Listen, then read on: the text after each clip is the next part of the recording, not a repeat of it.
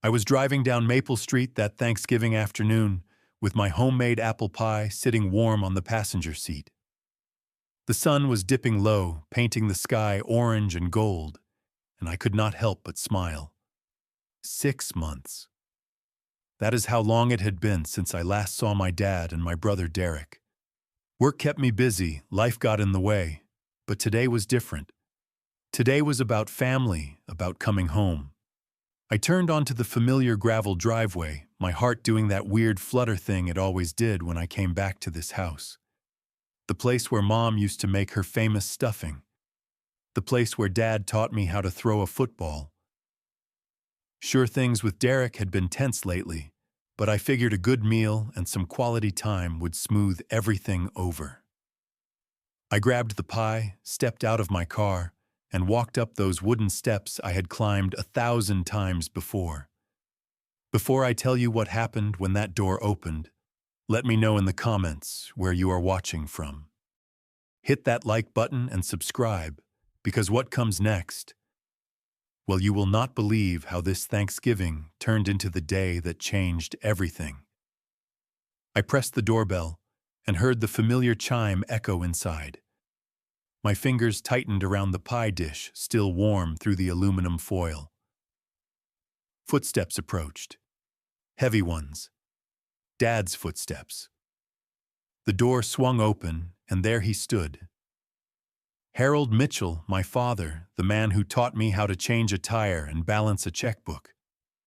But the face looking back at me was not the one I remembered. It was cold, distant. His jaw was set tight, and his eyes, those blue eyes that used to crinkle at the corners when he smiled, were hard as stone. "Dad!" I started lifting the pie slightly. "Happy Thanksgiving. I brought your favorite." He did not even glance at the pie. "We do not want to see your face." The words hit me like a fist to the gut. I stood there frozen, trying to process what I just heard. Behind him, I could see into the dining room. The table was set with Mom's old china, the good stuff we only used for holidays. And standing there, leaning against the doorframe with a glass of red wine in his hand, was Derek, my older brother. And he was grinning. Not a friendly grin. Not a brotherly grin. It was the kind of smile you see on someone who just won something they did not deserve. "Dad, what's going on?" I managed to get the words out even though my throat felt tight. "It is Thanksgiving." Harold crossed his arms over his chest, blocking the doorway completely. "You heard me. Leave." I looked past him at Derek, searching for some kind of explanation, some hint of what was happening. Derek just raised his glass in a mock toast and took a sip, that smirk never leaving his face. "Let me back up and tell you how we got here. Our family was never perfect, but it was ours. Mom passed away when I was 12 and Derek was 15. Cancer took her fast, and it broke all three of us. Dad worked himself to the bone after that, running his construction business and trying to be both parents at once. Derek and I, we were close back then. He looked out for me, made sure I did not get picked on at school, taught me how to throw a punch just in case. But somewhere along the way, things shifted. Derek never went to college. He stayed home, worked with Dad in the family construction business, learned the trade from the ground up.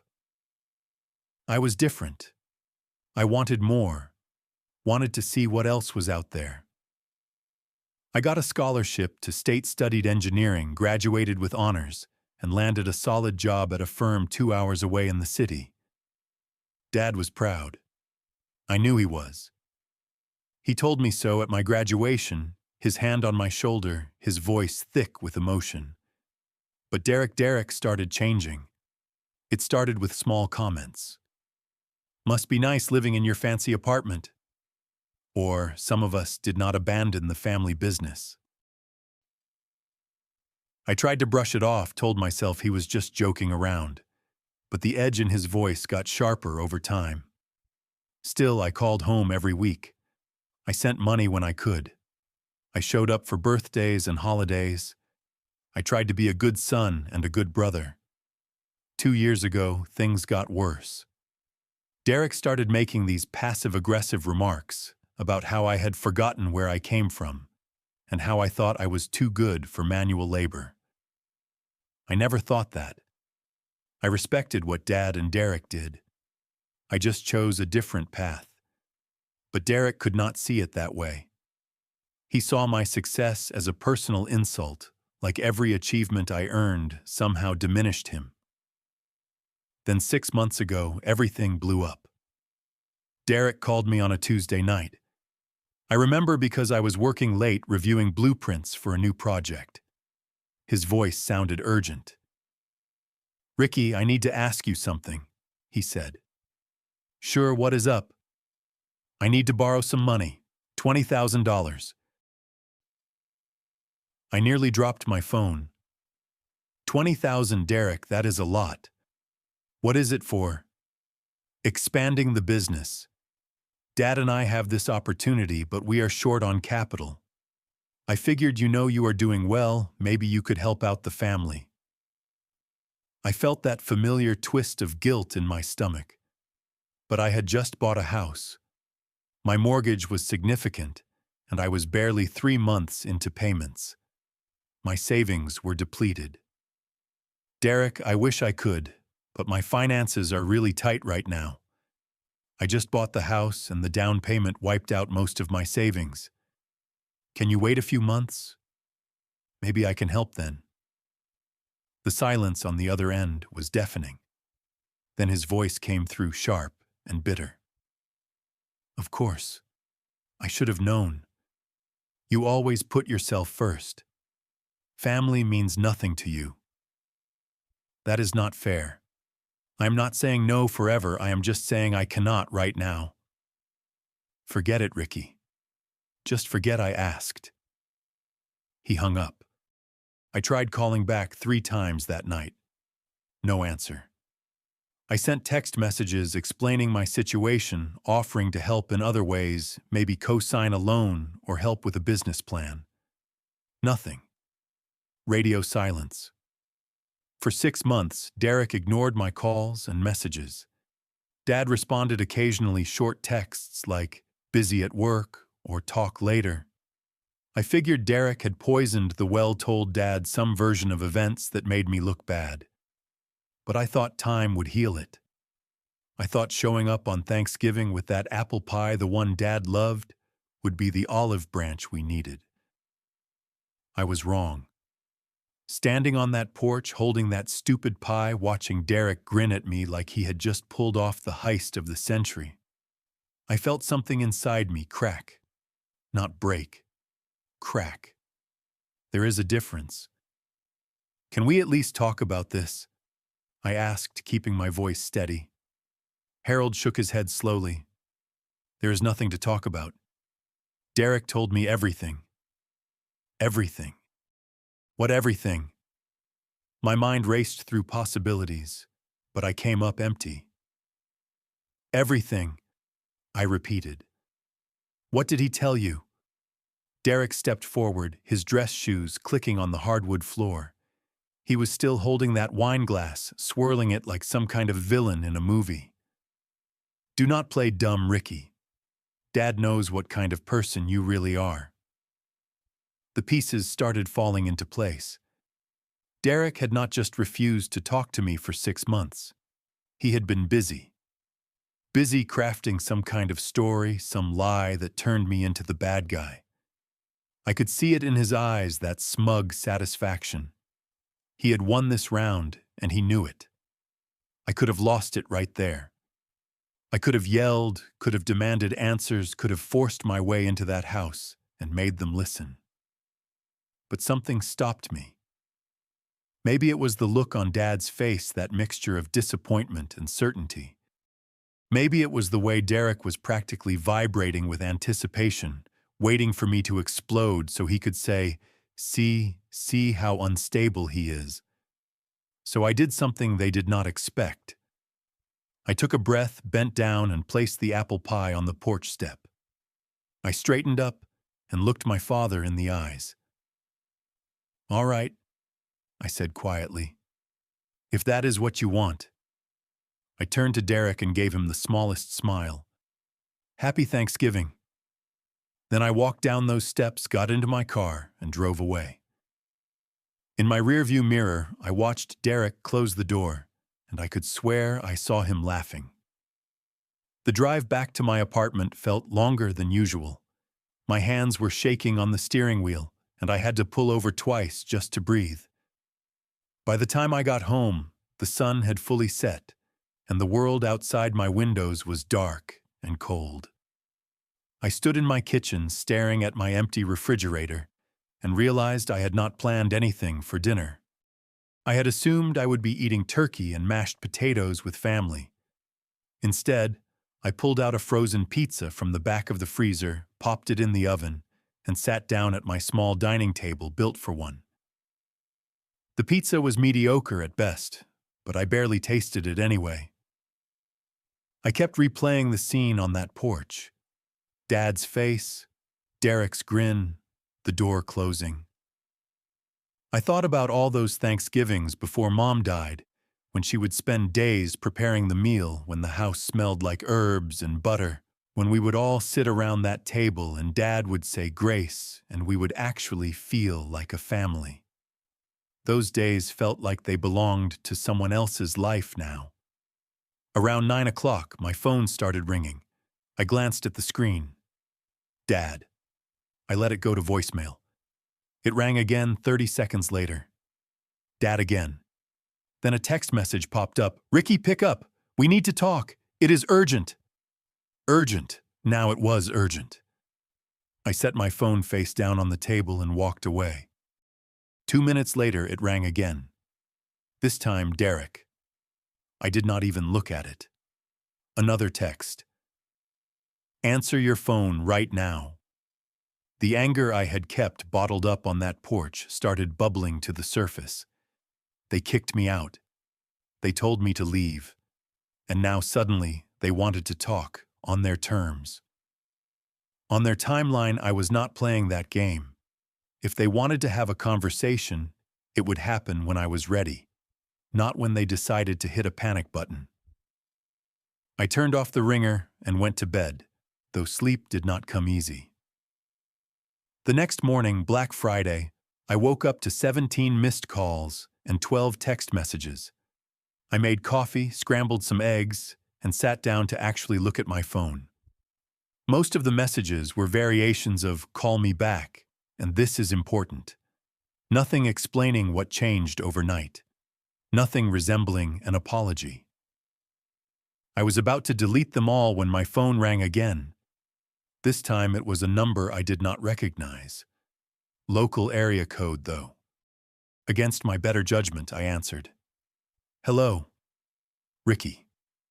A woman's voice, young, nervous. "My name is Lisa. I am Derek's girlfriend. Well, I was Derek's girlfriend. I do not know anymore. Look, I am so sorry. I did not know he was lying." My brain took a second to catch up. "Lying about what?" "About you. About the money. About everything." I sat up straighter, my coffee forgotten. "Lisa, I need you to tell me exactly what you are talking about." She took a shaky breath. "Last night after you left, Derek was celebrating. He was drinking, talking about how he finally got you out of the picture. I thought it was weird, so I started asking questions. He brushed me off, but then he passed out on the couch. His laptop was open, and I know I should not have looked, but something felt wrong. I found files, Ricky, documents he created, fake text messages, fake bank statements. He made it look like you borrowed $15,000 from your dad's company account 6 months ago and never paid it back." My stomach dropped. That is insane. I never took any money. "I know. I saw the original files, the real ones, before he doctored them. It is all fake. He showed your dad the altered versions and convinced him you stole from the family business. That is why your dad did not want to see you yesterday." I could not breathe. My own brother had framed me. Not just lied about me, but created false evidence to destroy my relationship with our father. The betrayal was so complete, so calculated, that I could not even process it all at once. "Why are you telling me this?" I asked. "Because it is wrong." Her voice cracked. "I cannot be with someone who would do that to his own brother. I took pictures of everything on his laptop before I left this morning. I can send them to you. Please send them now." Within minutes, my phone buzzed with incoming images. Screenshots of files labeled Ricky Bank Transfer with obvious signs of photo editing. Text message threads that Derek had manufactured, making it look like I had asked Dad for money and promised to pay it back. The detail was disturbing. He had spent time on this. Real time and effort. I immediately called Mary Thompson, the bookkeeper, who had worked for Dad's construction company for 20 years. She was like an aunt to me growing up. If anyone would know the truth about the company finances, it was her. "Mary, it is Ricky. I need to ask you something, and I need you to be completely honest with me." "Of course, honey. What is it?" 6 months ago, was there any withdrawal or transfer from the company account under my name? Any amount, but specifically around $15,000. Under your name, absolutely not. I would remember that, and I would have required your signature. Why is something wrong? Relief and rage fought for dominance in my chest. "Mary, I need you to pull the records for the last year. Every transaction. Can you do that for me? I can have it ready by this afternoon. Ricky, what is going on?" "I will explain everything soon. But Mary, one more thing. Has there been any large, unusual withdrawal in the past few months?" There was a pause. "Well, actually, yes. 3 months ago, Derek withdrew $22,000. He said it was for a project, some new equipment and materials. Your father approved it." "What project?" "I do not know. I have been meaning to ask about the receipts, but Derek keeps saying he will get them to me later." There it was. Derek had not just framed me. He had stolen from the company himself and used me as the scapegoat. The $20,000 he wanted to borrow from me, he had already taken more than that from Dad's business. And when I refused to give him money, he decided to make me the villain in his story. I thanked Mary and hung up. For a long moment, I just sat there, phone in hand, trying to contain the storm of emotions raging through me. Anger, hurt, betrayal. But underneath it all, something else. Determination. Derek thought he had won. He thought he had successfully turned Dad against me, that I would just disappear from their lives, and he could continue whatever scheme he was running. He underestimated me. He underestimated how much documentation I kept, how many people would vouch for me, and most importantly, he underestimated how far I would go to protect the truth. I called Marcus Bennett, my best friend from college who had gone to law school and now practiced corporate law. I explained the situation in detail, and he listened without interrupting. "That is fraud, Ricky. Clear cut. You could press charges. I do not want to send my brother to jail. I just want Dad to know the truth. Then we build an airtight case that even Derek cannot talk his way out of. Get me every piece of evidence you have.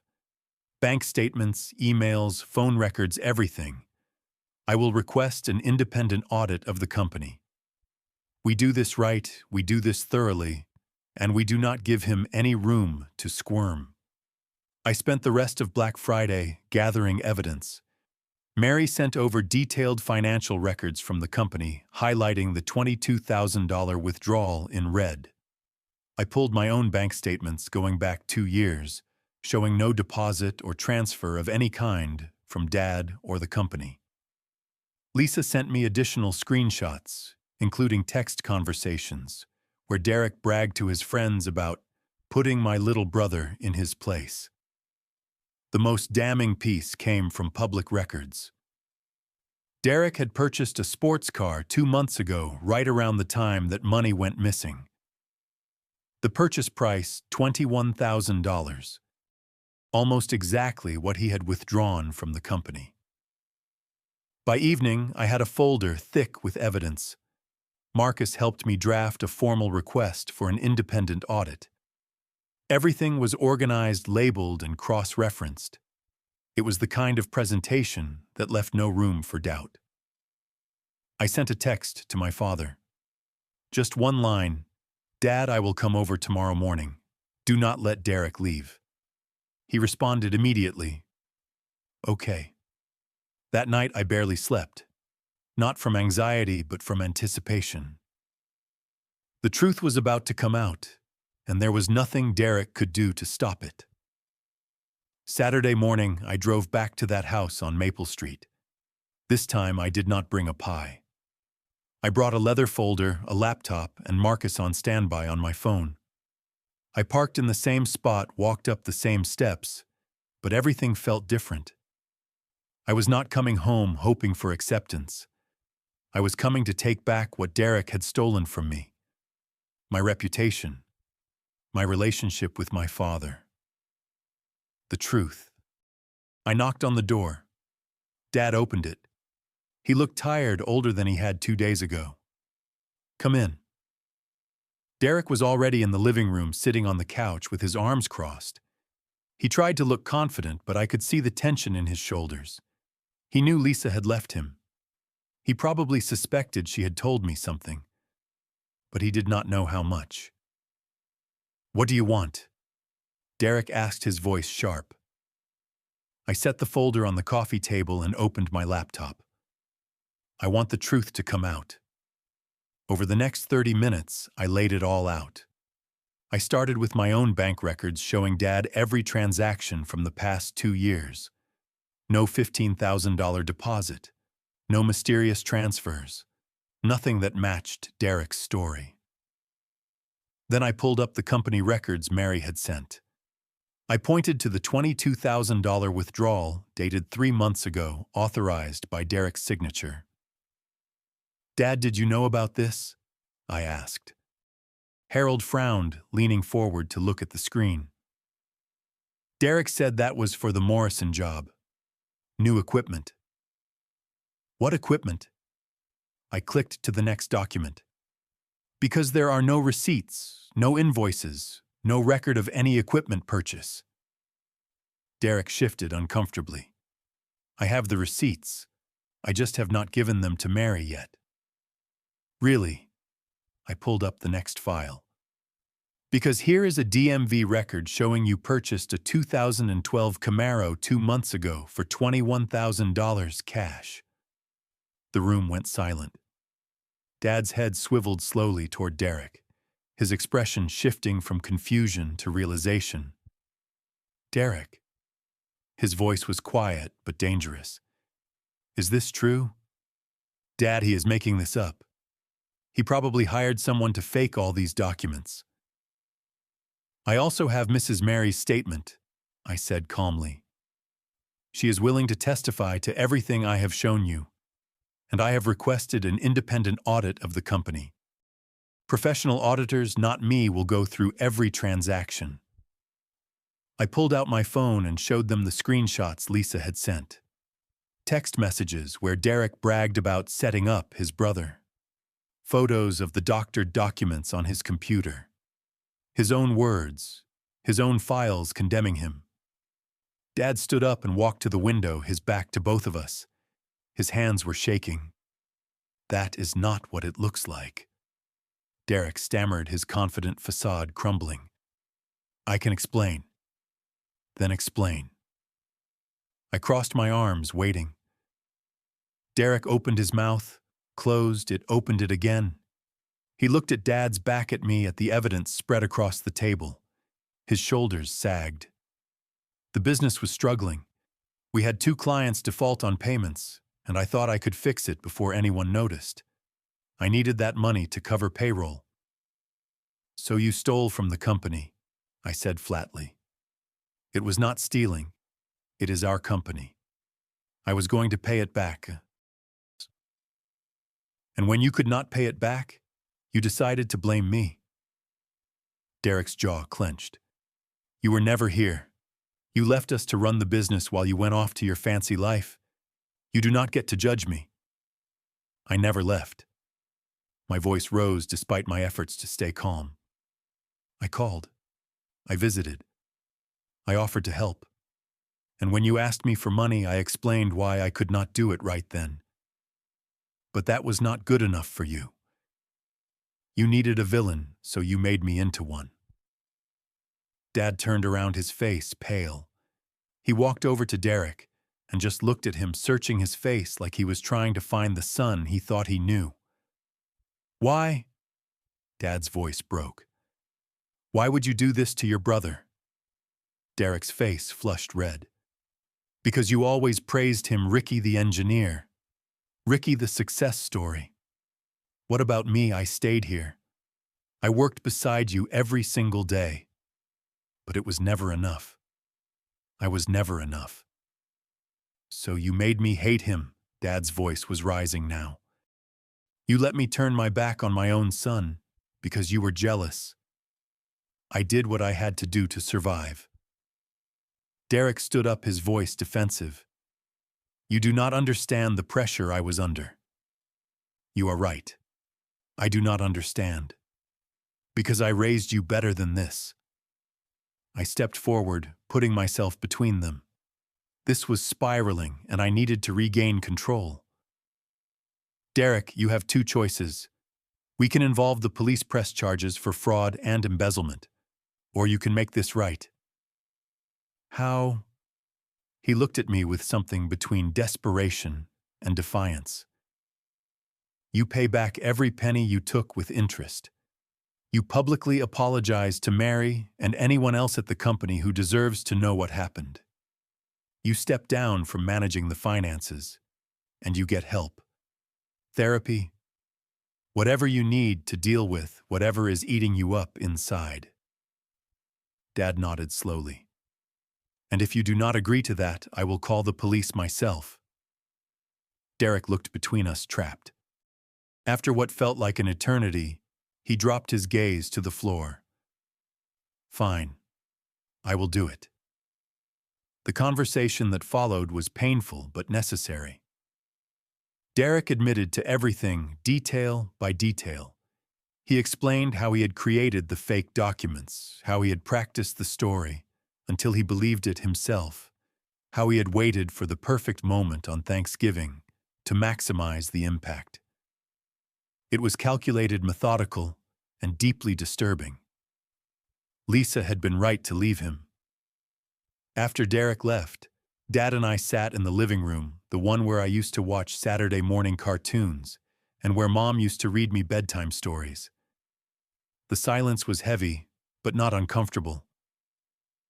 I am so sorry, son. Dad's voice was rough with emotion. I should have asked you. I should have trusted you. You are my dad. It hurt when you shut that door in my face. The words came out quieter than I intended. I know. I let my anger make me blind. I wanted to believe Derek because facing the truth meant accepting that I failed him somehow as a father. I shook my head. You did not fail him. He made his choices. But I should have seen the signs. The jealousy, the resentment. I just thought it would work itself out. He turned to me, his eyes red-rimmed. Can you forgive me? I did not answer right away. Forgiveness was not something I could just hand over like a gift. It had to be earned, rebuilt piece by piece. But looking at my father, seeing the genuine remorse in his face, I knew we could start. We will get there, I said. But it is going to take time. He nodded, accepting that. Time we have. That evening, Dad cooked a simple meal. Just the two of us. We reheated some leftover turkey from Thanksgiving, made some mashed potatoes, and sat at that big dining table meant for a family. It was not the reunion I had imagined on Thursday afternoon, but it was honest. It was real. And it was a start. "I want to make you an offer," Dad said as we ate. "The company needs help. Real help. Someone I can trust with the finances. I know you have your job, but maybe you could consult part-time. Help me get things back on track." I considered it. "I could do that. Remotely, mostly. Maybe come down one weekend a month to check in." "I would like that." He smiled, and for the first time since I arrived, it reached his eyes. "I would like that a lot." We talked about logistics, about plans for the company, about what would happen with Derek. It was not perfect. It was not like the old days, but it was something we could build on. The months that followed were not easy. Derek did pay back the money, though it took him nearly a year. He got a job at another construction firm and worked long hours to make it happen. True to his word, he also started seeing a therapist. I heard about his progress through Dad, who remained cautiously optimistic that Derek could turn things around. About 3 months after that disastrous Thanksgiving, I received a letter in the mail. Handwritten on plain notebook paper. It was from Derek. "Ricky, I know words cannot undo what I did. I know I hurt you in a way that might never fully heal. I was drowning in my own insecurity, and instead of asking for help, I tried to pull you down with me. That was wrong. That was cruel. I am working on myself, trying to figure out why I thought that was okay. I do not expect your forgiveness. I just want you to know that I see what I did now, and I am sorry. Truly sorry. Derek." I read that letter 3 times. I felt the sincerity in the shaky handwriting and the crossed-out words, where he had struggled to find the right thing to say. It did not erase what he had done. It did not make us brothers again, not in the way we used to be. But it was a crack in the wall he had built between us. A small opening where light could get through. I did not write back. Not yet. I was not ready. But I kept the letter. Dad and I rebuilt our relationship slowly, carefully. We talked on the phone every week, sometimes about work, sometimes about nothing at all. I helped him restructure the company's finances, implemented better oversight systems, and made sure something like Derek's theft could never happen again. The business started stabilizing, even growing a bit. When the next Thanksgiving rolled around, I got the call I had been half expecting, half dreading. "Ricky, would you like to come home for Thanksgiving?" Dad's voice was tentative, hopeful. "Will Derek be there?" "He will, but only if you are comfortable with that."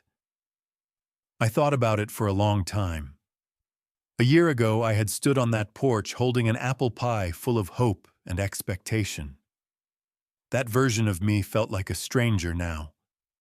I had been hurt, betrayed, forced to fight for something that should have been freely given. But I had also learned something important about myself. I learned that I could stand up for the truth, even when it cost me.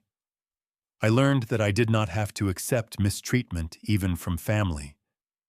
And I learned that some relationships, once broken, can be rebuilt into something different. Not the same, but different. Maybe even stronger in their honesty.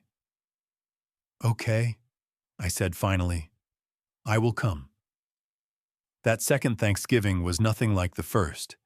The atmosphere was careful, almost formal. Derek and I exchanged polite greetings, but did not hug. We sat at opposite ends of the table.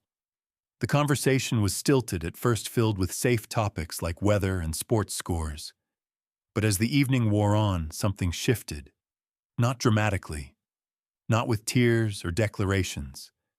Just a small thaw. At one point, Derek cleared his throat. "Ricky, I know I said it in the letter, but I want to say it to your face. I am sorry. I know that does not fix anything, but I mean it. I am trying to be better." I looked at him, really looked at him. He had lost weight. His eyes were clearer than they had been in years. He looked like someone who had been through something hard and come out changed. "I appreciate that," I said. And I meant it.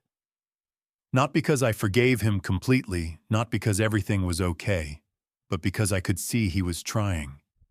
And that counted for something. Dad watched us from his end of the table, and I saw the relief on his face. His family was not healed. Not yet. Maybe never completely. But we were together, and we were trying, and sometimes that is all you can ask for. As I drove home that night full of turkey and cautious optimism, I thought about the journey I had been on. That moment when Dad blocked the door and Derek grinned behind him had been one of the worst of my life. But it had also been necessary. It forced everything into the open. It made us confront truths we had been avoiding. It taught me that walking away is not the same as giving up. Sometimes walking away gives you the space to breathe, to think, to gather your strength. And when you come back, if you choose to come back, you come back on your own terms. I learned that family is not about blind loyalty or accepting mistreatment because you share blood. Family is about respect, honesty, and the willingness to do the hard work of staying connected, even when it hurts. Real family does not ask you to diminish yourself to make others feel bigger. Real family celebrates your success and supports you through failure. I also learned that forgiveness is not a light switch you flip. It is a slow process full of setbacks and small victories. Some days I felt like I had moved past the betrayal. Other days, it hit me all over again. That was okay. Healing is not linear. It is messy and complicated, and it takes as long as it takes. Derek and I will probably never be as close as we were when we were kids. That innocence is gone. But we can build something new. Something based on mutual respect rather than shared history. Something that acknowledges what happened, but does not let it define everything that comes after. The most important thing I learned, though, was about myself. I learned that I am stronger than I thought. I learned that I can face injustice and respond with integrity. I learned that I do not need everyone to like me or understand me as long as I know my own truth. And I learned that sometimes the most powerful thing you can do is smile, turn around, and walk away. Not because you are weak, but because you are strong enough to choose your battles. That Thanksgiving, when my dad blocked me at the door and I saw my brother grinning behind him, I thought I had lost my family forever. I thought that moment would define the rest of my life, that I would always be the son who was not wanted, the brother who was betrayed. But I was wrong.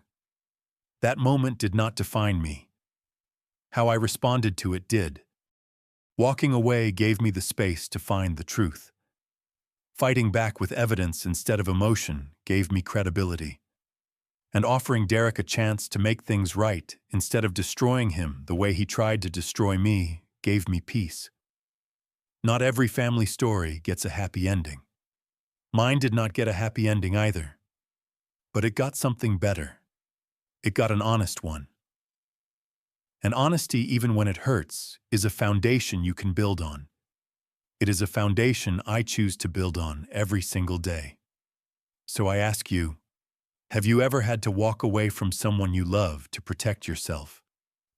Have you ever had to choose between keeping the peace and standing up for the truth? Drop your thoughts in the comments below. And if this story resonated with you, hit that like button and subscribe so you never miss another video. Share this with someone who needs to hear that it is okay to set boundaries, even with family. Thank you for listening to my story. I hope it helps someone out there who is going through something similar. Remember, you deserve respect, honesty, and people who lift you up instead of tearing you down. Take care of yourselves.